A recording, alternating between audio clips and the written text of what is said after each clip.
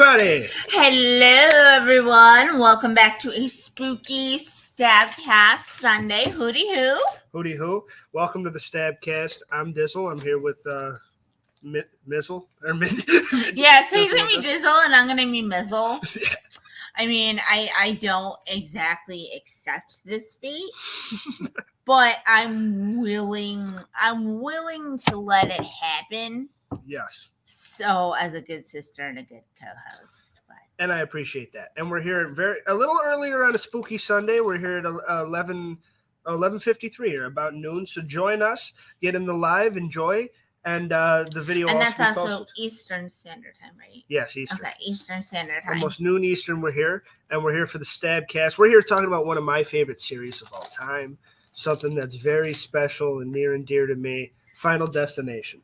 I know, and I'm so excited, and the reason why I even brought this up and I wanted to do this list, especially with you, is because you've been waiting since 2012 for a sixth Final Destination. That's true. That is how long they have been going on about this shit. Yeah. They've casted stuff, they've had trailers, they've done the whole works and everything, and then just completely scraped it. So I am very happy to let you know and to let all the other fans know that they are coming back. 2025 is the official release date in the fall. And it'll be starring Tony Todd with a couple of newcomers. I mean, that sounds fire. I'm excited. I really am. I'm very excited to see Tony Todd reprise his role more so than I even was with the Candyman, because the Candyman, I mean, they had him on there for 5 minutes. I mean, a monologue is not a starring role. No. But, I mean, at the end of the day, it's really cool what they're doing, bringing back the coroner. And basically, you know how we played that game and they had the curator? Yeah. Or whatever? That's what Tony Todd's going to be. Oh, yeah, you're right. As like the curator. By the way, they're making a new one of that. Oh, are they? It's not the Dark Pictures, but the people that did The Quarry, their next one, they're teaming up with the people that do Dead by Daylight, which is a popular slasher multiplayer game that everybody loves. And but it's a story game set in that universe called The Casting of Frank Stone, and it's like 4 kids. Yes, I've heard of this story before. So there you go. It's a story, historical thing. It comes out September 3rd, so I will be buying that. We will be playing it, and we will be reviewing it on here. So that'll be fun. That's in a couple weeks. So whenever we get it, we'll play it, and we'll review it because we love those games. So yeah, we really do. Honestly, I didn't think that I was going to be so much of a fan. Of them, because I played video games with Daniel when we were younger. We played Celebrity Deathmatch, Spyro, I forgot about that. Scorpion King, Shrek. So we played quite a bit. Yeah, we played a lot when we were growing up. Yeah, but then I just kind of fell out of it and get frustrated. And then I finished Resident Evil with Kevin a few years ago. Yeah, Resident Evil 5.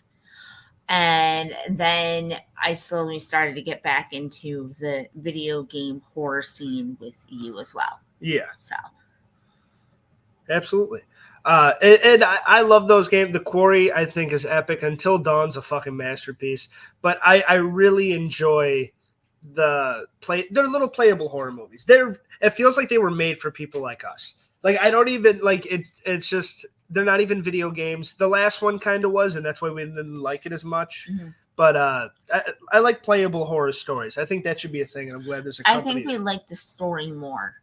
Yeah. Honestly, I think is what it is for us. And they focus on it. We are such, not to toot our own horns, but because we are so creative, especially with this genre in particular. Yeah. I feel like that's why we like to sit back and watch the show and be a little bit of a Wizard of Oz behind the scenes. Yeah. And the fact you can make a decision for somebody and they could die for it. That's just, that's our shit. You know? So instead of watching something that was purely already laid out for us. 100%. So. 100%. All right. Well, there's a lot of good horror now. That movie, Trapped, is supposed to do the M. Night Shyamalan. That's supposed to be doing well. That's a horror movie out right now. I've not seen it yet. Maxine has from what I've heard, has done great. Yes. I haven't seen it. I've only seen bits and pieces, but from what I've seen, Mia Goth looks amazing. Is that out yet? Yeah. It's in theaters? It came out in July. So it's already out of theaters. Yeah. I mean, it's on video on demand now because of how popular it was. Yeah. Abigail was a smashing creme de la creme. I love that movie. I will definitely have to say that Radio Silence does write. Yeah. Not as well, but they do have the same writing style as Kevin Williamson and Wes Craven. And because of that, I like their movies. Yeah. And the new Alien's out right now, and I've heard that's really good and doing really well. And it's like back to its horror roots. And I'm not a sci-fi person, you know this, so I didn't even watch the first Alien. And then yesterday I started watching it with Kevin, and I was it's so boring. I don't know how you guys do these sci-fi, like freaky, like that movie's a classic. Slow burn shit. Like I'm gonna continue to watch it. I'm going to continue it. I'm sorry, Daniel. It took them about 10 minutes to awaken from chronogenic sleep. That's a slow burn. You're not wrong. I thought it was a great movie, but... I'm not saying it's not. I haven't seen it yet. I'd be interested in seeing this new one. And I am too. That's why I'm watching these. By the way, I got the AMC pass again, so we can go to more. So that'll be cool, especially with the October coming around. You have to. Let me know how much I owe. Oh yeah, we'll figure something out. You can give me a popcorn. You want to start our list? Let's get to it. Let's get a hootie hoo in here. Hoodoo. Get that hashtag up in there. Hello. All right. So. Do you want to go first? This is our top 10 deaths if we haven't clarified yet. Yeah. This series. By the way, it's one of my favorites. Just a little prelude here. It's one of my favorite as a child. I know you have a weird thing with it where you were and I know you could get into your thing with it. But I've loved this as a kid, and this is one of my favorite franchises. Not only because I like it and I enjoy watching it, but it does its job as a horror movie. It makes me uncomfortable. There are some parts to where I think about it. It sits with me. There's certain things that I'll get to it on the list that when I walk into an elevator, I imagine that chick's hair getting there's certain things that these movies do that sit with me that I think about. It's holy shit. And not a lot of horror does that for me. So it's one of my favorites because it makes me oh my God. And it's and I've always been a pretty confident dude. I'm if Billy Loomis tried to start killing people in my neighborhood, I'd beat the hell out of him. I even think I could go toe to toe with Michael Myers if I think I'm a tough guy, but a force of nature like death, that's really kind of scary to me. Something I can't control that a shower curtain can take me out in the middle of the night. Shit like that is kind of spooky to me. So that's why this is so effective for me. And I'm excited to get into it. And that's why it was so effective for me too as a kid. I mean, as I've grown up and whatnot, I'm able to watch them now and laugh and stuff. Yeah. But growing up, I will say, no, they didn't scare the shit out of me, but I wasn't lining up to watch them. Yeah. I avoided them very heavily. And then when Daniel was like, yeah, I found this too, I may or may not have watched it like this. But, I mean, it did its job. It was meant to be uncomfortable. 100%. It was meant to come in and make you second guess everything about yourself and about what you do and your daily life and everything else. So it did a good job. Yeah. And I like your thing about it to where you're I'm clumsy. And the Hummer family is not known for coordination. Especially you and me, we be falling. I fall upstairs, guys. Yeah, you be falling for sure. Hummer's a little better than that, but Hummer be falling too. But we all, I mean, we're not the most coordinated. So, and you see a couple of these that it's yeah, you're clumsy. That shit could happen to us. Yeah. Knock on wood. The Miss Luton thing, we'll get into that later, but the Mrs. Luton thing always terrified me because she tried so hard to do everything in her power to not have anything happen to her. And we'll talk about it later, just accident after accident after accident after accident. It's oh my God, you poor woman. And it finally caught up. Yeah. I love that shit though. All right. Let's get into it. You want to go first? Or you want me to go first? Why don't you go ahead and put your first entry? All right. My number 10, and I'll start it right out. You might think this is way too high. This might be lower down on the list, you would think. But I want to start us off with a bang. And I'm going Final Destination 3, and I'm going the big tanning bed thing. Oh! Where these two young, popular, beautiful women get roasted. That is a surprise because 10 is our least favorite. So that is a surprise. Well, it's not because I'm picking my 10. This is a series with so many deaths. That's all these movies are based off of. So if you made my top 10, you're a good death. Okay. That's not talking shit at all. I still love this, and this is one, and it was funny. I just thought this was one of your favorites. It is. The top 10 is favorite. There's like fucking how many deaths in these movies total? Probably 100. 10 is pretty good. They went over it between premonitions and whatnot, 420 without premonitions, 367. You're welcome. So there you go. So top 10's pretty good. If you made top 10 out of 300 and something, I think you're doing okay. This one, I was talking to a buddy earlier in the week, and he was like, I brought up Final Destination, and he was like, well, the Final Destination deaths wouldn't be a bad way to go because a lot of them are sudden and instant, and they get you. He's like, honestly, like compared to other ways to die, that's not that bad. I'm like, I don't know, dude.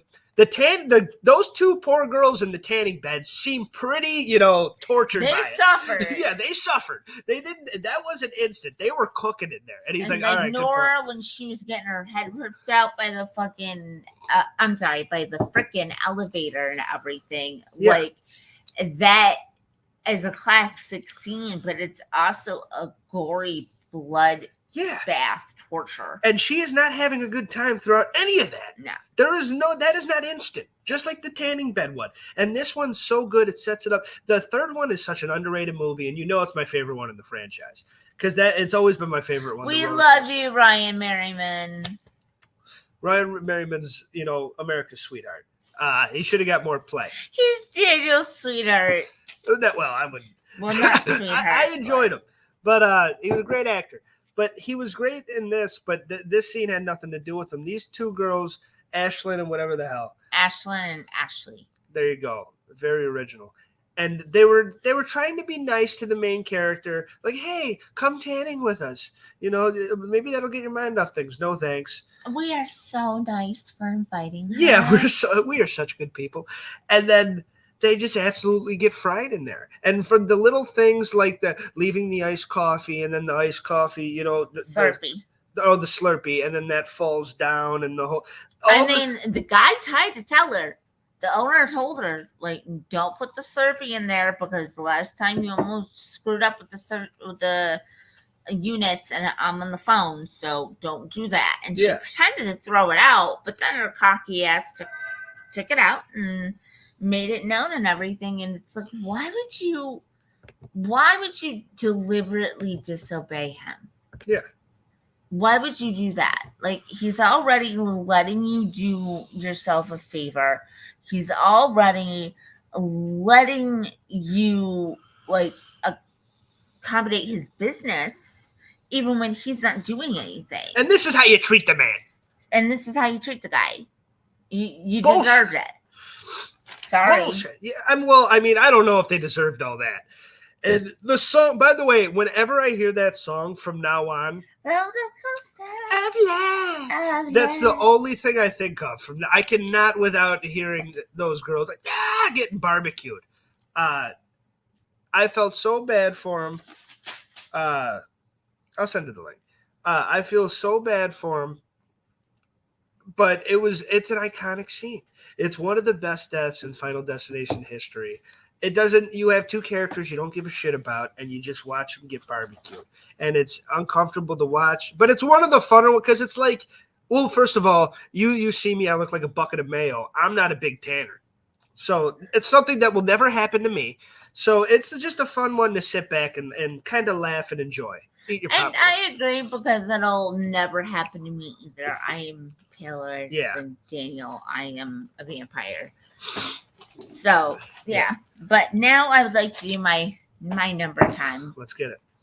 I hate the movie The Final Destination, which is the fourth one. You don't like the fourth one. You don't I like the race car. don't like the fourth one. I don't like it. If you're going to say then that should be the end of your damn series. Yeah. I don't like it. And I think the kills were mediocre and amateur. And I don't think it was a good movie. And so my number 10 has to go to Douchebag Hunt.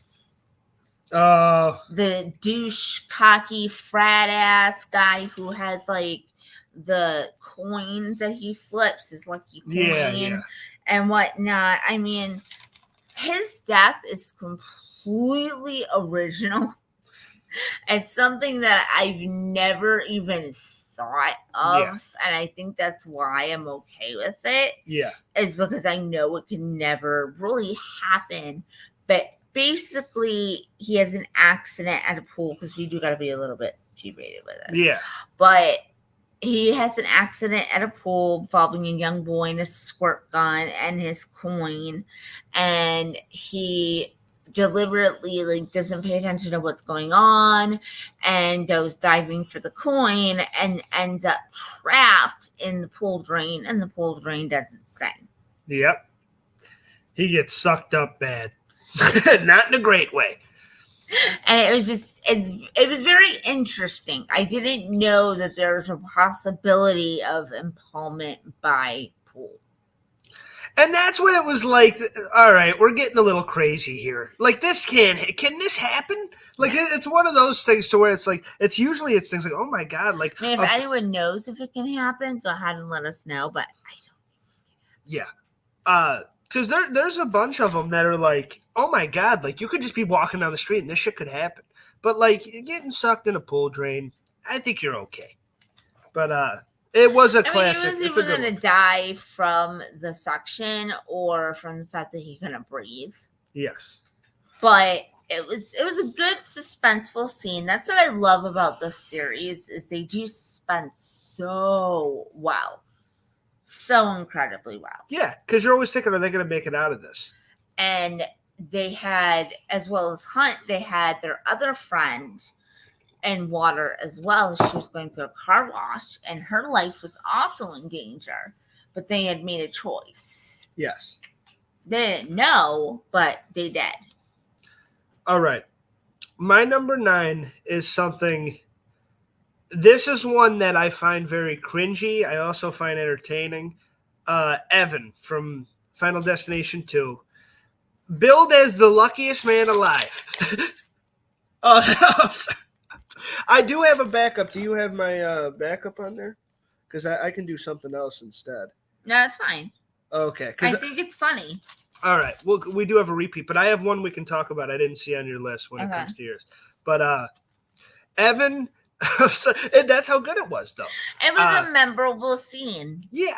And we were talking about this earlier. Certain things that are very cringy to me, like I'm big with the eyes. Don't fuck with my eyes. And especially like I'm in a trade to where like, you know, stuff can be flying around and like safety glasses can be important. And also, and like, I take that shit very seriously. Do not fuck with my eyes. So when this man is coming out of his fire escape and he's trapped on the ground and the little thing just goes right through his fucking eyeball, that is very cringy and scary to me. Especially because he thought, I'm sorry to interrupt you. No, go. Because he thought he was safe. Yeah. He did that little chuckle, I am really lucky, and then boom! And we thought he might be one of the luckiest man in the world. Maybe this guy gets it. He didn't get it. And it was just funny because hell of a performance, though. Oh, I mean, he had about 15 minutes of fucking. I'm sorry. I didn't mean to say that. It's okay. I've been swearing the whole time. I know, but we need to watch our mouth. He was very good, and it was very hard for Death to take him out because of how lucky he really was. Yeah. So I find that even more entertaining. Yeah, he fought. Death's like, hey, I'm going to do this. And Evan's like, hey, I'm going to do this to survive. And Death's like, but I don't want you to survive. Well, and that's my thing. Because this series, does this break the rule of the skipping? Because technically, Death tried to get him like 6 different times here. Like throughout the drain and then the fireplace. I think it was more of a determination. Okay, because usually, like, Death tries to kill you. And no one else interfered. Like if the bus came and the bus goes to hit you and and the bus misses you and you're like, ha! Yeah, but most likely somebody's pulling you back from that bus. Most likely someone is interfering. So does it have to be an interference or somebody saving? I think it does have to be an interference. Okay. Or somebody trying to save him and then getting killed themselves. Yeah, that makes sense. Just because that's what makes the most sense to me. I feel like Death was kind of getting pissed. Yeah. So. Because in this one, like, there was no skipping. Death's like, no, you're next. It was like Goldberg, like, you're next. Death was ready for him. Because it tried to take him out with the fire. Didn't work. It's like, all right, well, we got this ladder. Good night. And great scene. Amazing scene. One of the best scenes. Yeah. I keep falling into that lately. My number 8 is Claire Rivers from the second and the first one with the explosion. I thought I was so disappointed. Yeah. I thought that they were going to have so much more for her to do and that they were going to bring back Devon Sawa, who, I mean, I'm sorry, he gets killed with a brick off screen. You want us to believe that? He's killed with a brick? Wait. And we don't even get to see it? What the hell? That's why she's in the insane asylum, Daniel. Claire, so Claire is your pick for this one? Yeah, because I think it's some BS that they let her survive and then they blow her up. We're even because you just stole one of mine. Because yeah, she's later on my list. This is gonna happen. Yeah, she's later on my list. Okay, should have gone over. But yeah, no, I completely agree. I like Claire's death, and I also like that Eugene happens right. Like you get 2 deaths for one right there. Because it also has more of an impact too. With her and Eugene, because you notice that with Eugene, Claire has kind of gotten a camaraderie. Yeah, they were kind of closer. Him. Yeah. So when they all run in the hospital to find people, she's like, I'm going to go find Eugene immediately. Yeah. And I think this one's important because I like that they do it like, okay, she's alive and she's scared and she's fine. She put herself in this insane asylum. And the whole time she's watching her back. It's like, is Claire going to get it? Is Claire going to get it? And then she's like, oh, you kind of made it. We're at the end of the movie. And then it's like, oh. Yeah, Death's like, hold up. Wait a minute. I have something that I did not finish. Yeah, I would have liked to see her make it again, but I thought it was a nice plot because us as the viewer, like, oh, maybe she gets to the third one too, and she didn't. So I thought it was entertaining and it made the movie kind of. Yeah. Absolutely. I agree with that pick. I do too. So what is your number 7, right? 10, 9. No, I think we're at 8. Because Claire was 8 though. No, you got 10. Hunt, Evan, and then Claire. Well, you skipped to Claire because you didn't get to do Evan because I did Evan first. Okay. That's why we're all screwed up. Okay, yeah. So it's your turn? Yes. Okay, go ahead. So my number 8 is going to be, and like I said with the eyes, this is my only one from Final Destination 5. I will never get LASIK a day in my fucking sorry for swearing. Don't ever ask me to get LASIK in my life. Don't ever try to tell me, oh, dude, glasses are annoying. Get the surgery. My number 4. Dude, poor Olivia. Olivia Castle. Oh my God. Gosh. When the thing started burning her eye, and I'm like, oh my God. And the thing that's most intense about the entire suspenseful situation that she goes through is that, yes, something does happen to her eye, but that's not what she dies from. Yes. Like, she falls out a window instead, and it's like, oh my goodness, she could not win. Yes. This is I like this one a lot because, like I said, it's a cringy one for me, and it's like I'll never get LASIK because of it. So definitely had an impact. All right. What's your number? Mine is Mrs. Luton, which I already talked about because I feel so bad for her. Who, in Nora? Particular. Mrs. Luton. Oh, okay. Because of the fact that she tried so hard to survive. She tried getting out of town while she was doing so, she was packing and stuff. And as she's packing, like her computer blows up, her tea kettle goes on fire, and like just shit, like stuff after stuff after stuff, scenario after scenario happens to her. And it's like, oh, you poor thing. And then Alex finally gets in there and she like moves a towel and stabs herself. And it's like, oh no, he can't be in there. Yeah. So. Very creepy. Yeah, that's a good one. Mm-hmm. All right, you ready for, what is it, number 7 now? Yeah. 10, 9, 8. You okay? You okay? Yeah. Number 7. All right. I had the clear and Eugene Fire, so for my number 7, I'll put in my alternate. Nora's son. I think his name was Tim. Yes. That poor kid with the sheet of glass. This was a fake out one because he was in the dentist office, and as a kid that was notoriously not a fan of the dentist, I was like, oh my god, oh my god, oh my god. He makes it out of the dentist like this motherfucker. He has a shot, and then outside a big plane of glass squashes and blood everywhere. This is a big one. This is a spooky one. This is one that kind of comes out and you're like, oh, he might make it. Oh. And so, yeah, I wanted to put this one on my list, so I'm glad you took one of mine so I could. I'm sorry I've taken a few of yours. It's okay. We have really similar tastes. I knew this was going to happen. Oh, yeah. So then my next one, did you do your next one? Well, mine's number 7. You kind of been skipping. You're on your number 6, technically. Yeah, because I had to skip because of Evan. Yeah. We'll go to you. Okay. So I'll do my number 6, and then we'll just go from there. Okay. All right. My number 6 was, and I got 2 premonitions on my list. My premonition is the roller coaster one. Okay. I hate that scene. I hate the roller coaster. I hate everything about it. I love it. And the fact that, like, I'm one of those people that when you put me on a roller coaster, I used to be okay. Yeah. But now that I've gotten older, Daniel witnessed this firsthand. I'm one of those people that'll pass out from fear. Yeah, you will. If I am in a roller coaster and there's nothing I can do, I will completely go limp and pass out. Yeah. And it's not even like I'm taking a nap or anything. I don't even remember what happened. She just falls asleep. I just think that's it. Like, woman, I'm like, ah! And it's like, okay. All right. Yeah, this one's scary because I love roller coasters, and I remember being with a buddy of ours when we were younger, and I remember there was something leaking out of the Superman out of Darien Lake. There was something dropping. He's like, I'm not having no Final Destination shit happen. We ain't doing this one. And that stuck with me. And whenever a roller coaster has issues, they're like, oh, it's been having maintenance all day. Well, I'm not riding it net because I'm not doing that. I'm not dealing with this.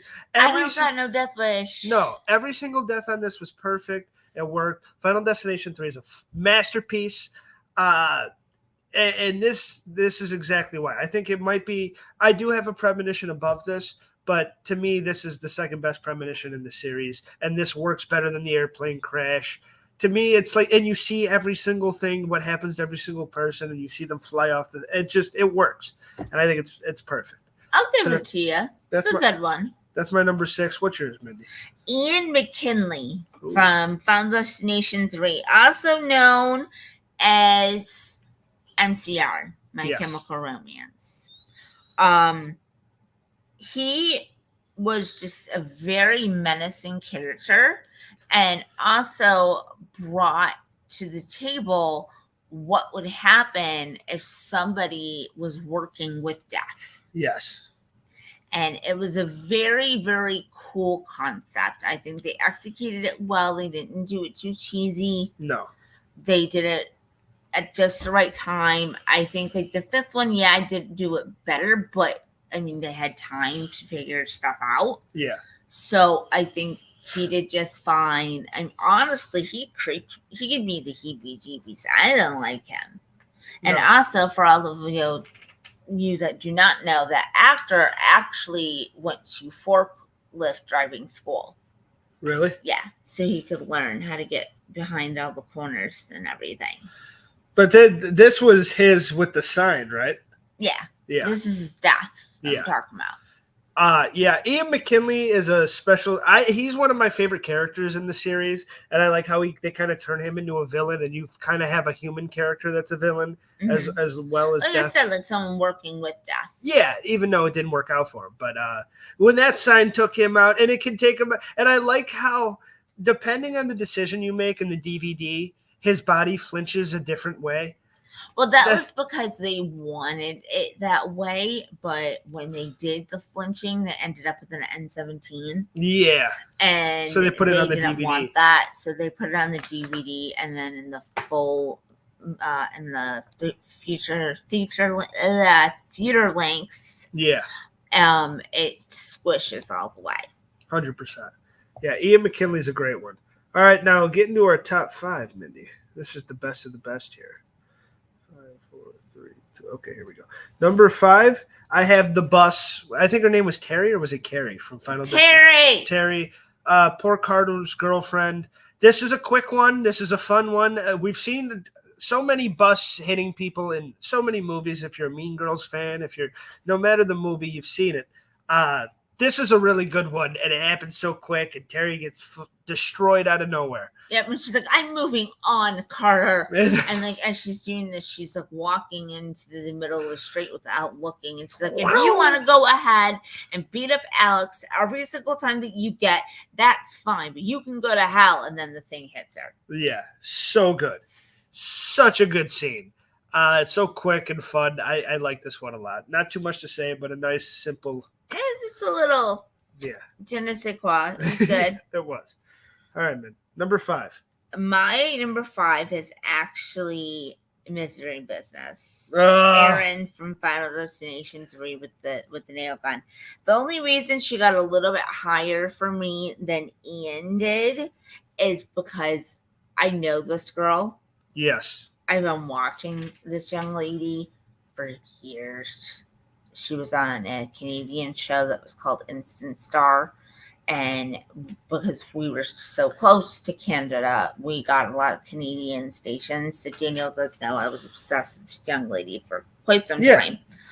And not obsessed, but a fan. Yeah, a huge fan. And I was very excited when I found out that she had started acting again. And she did one called Devil's Diary, which we'll share that with you guys at some point because it is a good movie. Yes. And then Final Destination 3. She did a really good job. And honestly, the whole like convulsion thing that she does and whatnot, like I feel for that character. I really do. Yeah. Because she tried to get out of the way. And if you look, the nail gun hits her from behind. Yeah. Because she tried to get away. It's such a bad one. Yeah. And you can see why it turned Ian into a psychopath after, because that was his girl. Yeah. And just, oh my God, it was just, that's one of the more gruesome ones. It was his girl, it was his partner, it was his best friend. They literally were everywhere together. Yeah. There was a lot of duos in this one, and I felt really bad for her. That sucked. Yeah. That's a good one, though. That's a damn good one. All right. My number 4. All right, my number 4, my only one from the Final Destination, the one you were talking poopy about, which I agreed, not my favorite. The escalator scene. Which one? Did you do that like 5 times? The first one, then. Well, no, like there's one where like he wins and he gets her out, and then there's another one where he loses and he gets devoured by it. Yeah, that one. Okay. The one where he dies. I liked it. It's the only thing I like about that movie. It's a fun scene, and escalators are creepy. I like it when he dies. Well, there you go. I can't do that.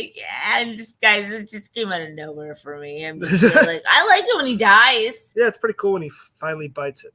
So, I like that scene. So, for my number 4, since you already put Olivia, I need to put in a substitution, of course, which my substitution, I keep rattling in my head here. I don't know who I'm going to pick, but actually I'm going to pick Isaac from Final Destination 5. Because what a douchebag.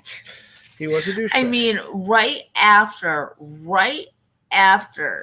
the memorial, and they're all in the office discussing what to do and what comes next. He's stealing from dead people's drawers. So he steals like a Chinese massage thing that he knows nothing about, and has acupuncture done, and it's such an unnerving scene. It's so suspenseful. And then it ends up being a Buddha's head that takes him out. So it was actually kind of a comically relief kind of like haha funny death. But I said I wanted him gone so bad. Like, hey Kimber, how you doing? Oh wait, Kimber for Thursday or Kimber from Tuesday? No, baby, I remember you. So you needed to go. Yeah, it was a good one. All right. Number 3, Daniel. My number 3 is from Final Destination 3 as well. It's my last one from Destination 3. I have Lewis. This was going to be my nail gun with Aaron, but since you took that one, I have. Oh, do you have Lewis too? Oh my God! I got Lewis with the weightlifting.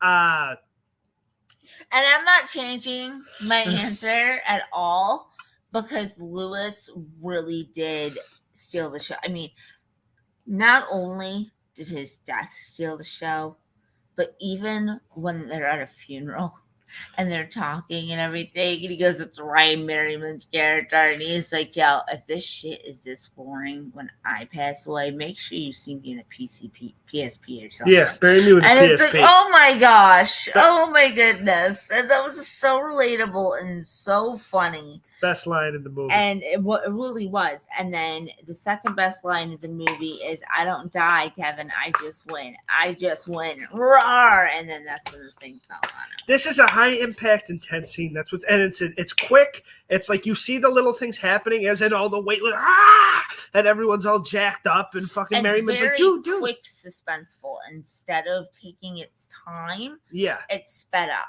Yeah, but it's like the things are happening, and you're like, oh my god, and then when the thing happens, and he's like, and then the thing's, and he's splat, and it's like, oh my god, this is perfect. It was absolutely perfect. So yeah, I got Lewis. I'm sorry, we keep having the same one. I got Norma Carpenter. Oh, with the elevator scene from the second. Yeah. I've always been petrified of elevators. And I don't know why. No one knows why. We've never actually come to a conclusion of it, because I was even petrified about elevators before I even saw this movie. Yeah. But it's just something about her and the elevators and the hooks with her hair. Yeah, that's all I'm gonna say. 100%. If you can get me to the point where I'm halfway through talking about you, and then I need to stop because of how intense it was, you get good job. There you go. Nora was perfect. And I felt bad. She just lost her son. She's like, fuck this meeting. And yeah. Didn't work out for her. Yeah. All right. My number 2. My number 2, and this is my last kill. My number 1's a premonition. My number 2, let me make sure you don't have this. I have Lewis, but number 2, I'm already keeping as Lewis. I already said that. Okay. My number 2 is, I think this is the best one because this is a relatable one. This is one if you're clumsy or something. The shower curtain from the OG. The clothing line. Yes, I think it made it perfectly. Him slipping and choking on it, it just worked. Mm-hmm. And it's like it's something that could happen that you don't realize. And like if the right things go wrong, it was the first kind of example of that formula. I think because it was like the first or second kill in the movie.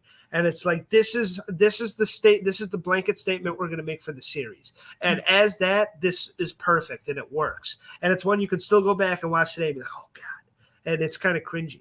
So it's so good. That's my number 2. I think it's the perfect one that really encapsulates this in a word, but that really captures this franchise. Yeah, and like I said, my number 2 was still Lewis. Yes. So, Daniel, why don't you go ahead and finish this up and do number 1, and I'll do my number 1. I will say, let me make sure it's not on top. Okay, it's not. Just in place, honorable mention one to talk about, Frankie from 3. Oh, Cheeks! Cheeks in the drive-through one with the truck I that goes through forgot his about head. Frankie Cheeks. Frankie Cheeks gets messed up so bad. And it can happen in 2 different ways on the DVD when you pick their fates and stuff. Look at the cheeks. When the truck it's yeah, so and they bad. had the motorized thing because I actually saw a documentary on this movie in particular, and because they stuck to as many practical effects throughout the series as they could. Yeah, which is weird. You'd think they would do CGI, but actually throughout the series they have done a lot more practical effects. Yeah, and that actually spends more time because you sit there and make the mold and whatnot, and that's what they did with Frankie Cheeks, and they stuffed his fake head with strawberry banana puree, and that's what his blood was.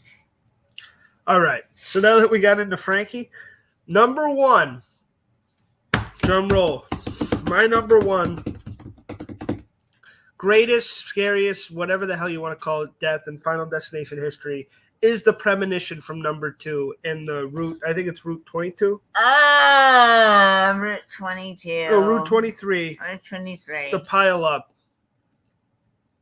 If you don't like car accidents, don't even watch the scene. If you're learning how to drive, don't watch it. Yeah, and also, ever since that movie, whenever I'm in a car and behind a log truck, I go, oh, God. Oh, you see his face. It's hilarious. Whenever you're like, or PVC pipe or whatever, if you have one of those trucks in front of you, you're like, oh, my God. Because that's the first thing you think of is the log falling out and impaling that dude through the face. Or like a Christmas tree or something. Yeah. It's such a good scene because, car accidents are a thing that happens every day. Mm-hmm. And it really preys on in this whole pile up and people burning alive and it's an explosion. And this is way more deep. This is when they started getting detailed. Because the plane crash from the first one, you forget that in Final Destination 1, you don't see everybody's reactions to the plane crash. They go on the plane, they get out, or no, they go on the plane and then they burn. It's not a big premonition for the mm-hmm. first one. It just explodes and they die. Yeah. The second one, it gets really detailed with the car crash, mm-hmm. and I really appreciate that one. And you see everybody and their individual reactions. I'm going to disagree though, because they did spend a little bit of time on the plane crash. They did. Like Mrs. Luton was holding on to the one French teacher and trying to reach for kids. Claire flew out the window. So, there wasn't as much. No, there was. But there was. Yeah, I don't mean like there wasn't any, but it got more and more detailed as the series went on. There's more you can do with a car crash. There's more you can do with a roller coaster crash. There's more you can do than with a plane crash, and a plane just goes down and everybody dies. And honestly, when you think about Final Destination 1, you also got to give credit to the fact that this was a X-Files episode. Yeah. This is a written episode of the X-Files. Yeah, James Wong turned into a masterpiece. Exactly. He decided to take it from there and do it himself. But yeah, the log truck and the log truck and the pile up and all that, that's my number 1. It's the best premonition in the series. My number 1 has to be, because I've been around like Dan's world. I've seen my friends do gymnastics, cheerleading, all that stuff. My favorite is Candace. Okay. From the 5th one. Because she even knows when she's putting her powder on, she's getting her hands all powdered up, and she does her intuition thing. Because I don't know if you guys know about gymnasts, but they're very superstitious. Daniel even knows that. Yeah. And it's the same thing with singing, too. We're very superstitious. We need to have something. And her thing is her rubber bands. And one of her rubber bands actually snaps which is one of her things that was going wrong. Then freaking ceiling fan tries taking her out by putting like the single little screw that's up on the balance beam while she's trying to do it. Oh my God. Most suspenseful event I have ever had the pleasure of sitting through. It was so torturous. I was screaming at the TV. Like, it was so horrific. Yeah. And then the thing is, she gets off the beam, she lands it perfectly, and it's like, yes, maybe she's gonna get through this. And then she goes on, she gets close to the electrical wire, which of course is leaking, because whatever can go wrong will go wrong right now with her. Yeah. And she gets handed a towel, and she throws it down in the nick of time. Yeah. And at this point, I feel like Death once again is getting a little pissy. And so the person on the balance beam that was next while she was taking bars, which is when her rubber band snapped, when she was rubbing up in the chalk, the other young lady wasn't paying attention to the beam as much as she was, and she ended up stabbing herself in the heel. Ow. And she fell and knocked over the entire thing of powder into poor Candace's face. And since Candace was on the uneven bars, which are very, very, very horribly dangerous to begin with, she landed and she basically folded over like a pancake. It's such a good one. It's one of my favorite ones, too. But to me, we were getting to the point in the series that it's like, we're killing gymnasts now. Yeah, but like honestly, I feel like if they would have done it earlier, we might have been a little disappointed by like how predictable that could have been. Yeah, and I guess like it's especially now if you just watch the Olympics and Simone Biles and shit, then you're like really invested in this one. Yeah, but like the whole balance beam thing, because she's like jumping and whatnot, and like the tack's right there. Yeah, and like it's like, oh my god, oh my god, oh my god, oh my god, and like her boyfriend's watching her, Peter, who's a dick, but he's not a dick when it comes to her. He's actually very supportive. Sweet. And he doesn't see it at all. No, it completely surpasses everybody's vision. Now. And that's our list. Mm-hmm. This series is great. This is fantastic. Do you think, we were talking about Supermassive earlier, do you think that this could work as a video game?